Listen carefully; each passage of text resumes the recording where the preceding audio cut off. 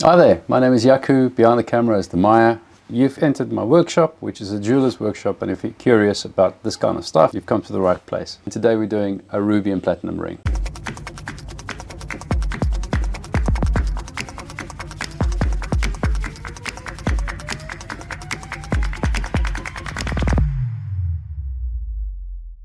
I need, as always, the setting to be exactly the same size or fractionally smaller than the ruby, the pear shape in this case.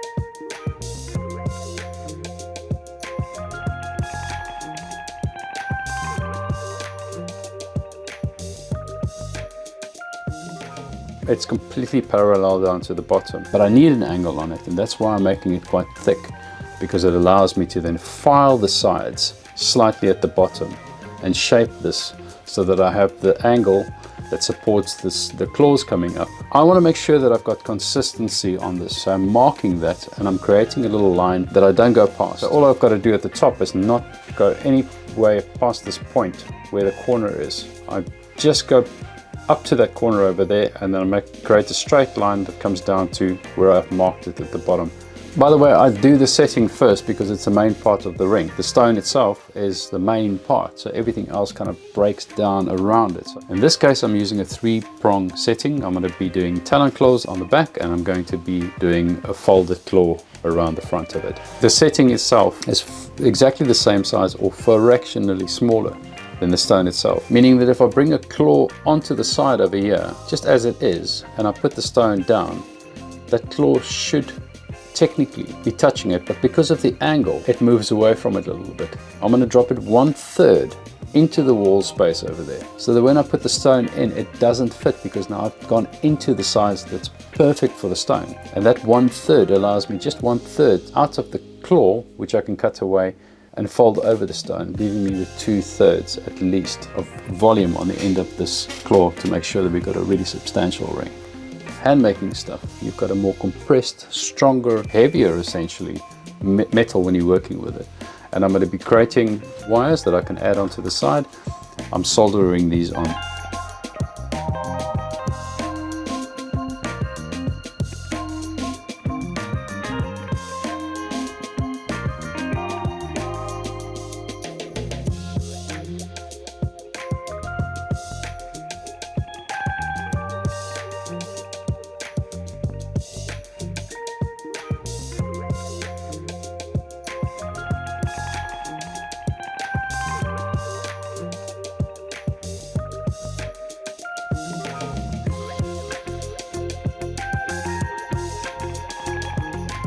The other part of the setting after the claws, once I've cut them off, is the plate in the front. And I was saying plate, there's different ways of doing this. I've done videos on different ways of doing it, but I'm using a plate this time. I mark the center, I take my saw frame and I cut into the plate, not all the way through, and then I groove it with a 90 degrees to start off with my little file, and I bend it down. I can shape this plate up until the point where it matches the stone's cut.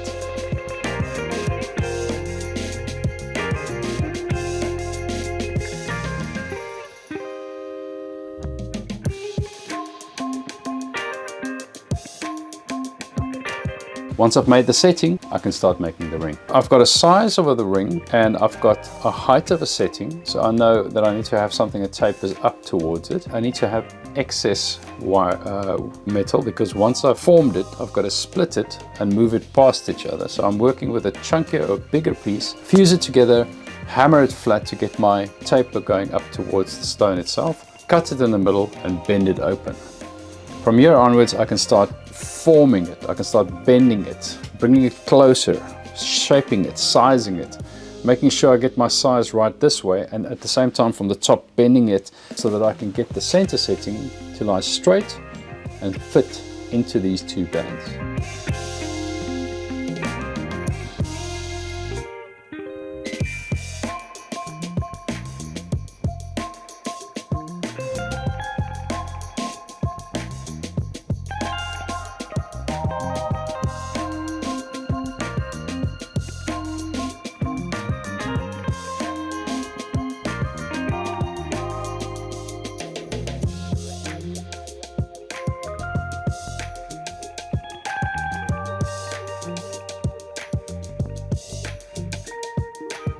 I clean the ring up as I'm going along, and it allows me to use a pencil to start. I can look at a straightforward edge over there and I can choose, do I want to come in from this side or from that side? Where do I want to remove the material so I've got more of a dramatic flow of this ring? So I'm also looking at the stone setting itself, where I want it to be placed. In my case, I've decided to take part of the wall that I've created away so that I can puzzle in this setting into the ring itself. Everything's got a bit of an angle to it, so it's quite tricky. You'll find wherever it touches, let's say for instance a wire touches at the back, you can use a parallel phrase to create a groove there. Then you place it in that, and you're looking at the front and you see there's maybe the front part that's got a little bit of an angle. You can cut a little corner out. If you choose to do it this way, you're slotting it in like you would like a puzzle. There's so much metal touching metal, so that when you're soldering this area, it just makes it more secure. It's as solid as I can get it anyway.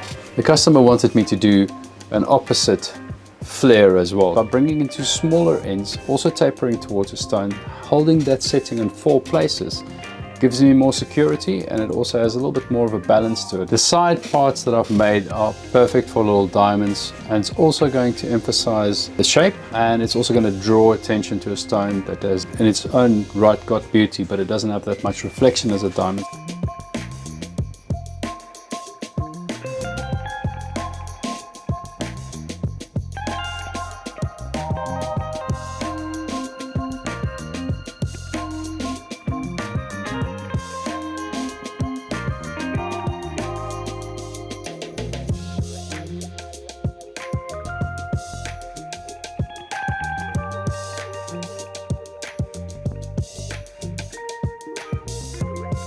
So this is what makes jewelry making so exciting. There's always something different on the designs, on the customer. It's linked to the customer's personality. I really hope that there's something in this video that you can use in your own workshop. So this is the final product, you guys. Let me know what you think in the comments. Thank you very much for watching right till the end. Don't be afraid to go into something that's slightly different to what you're used to.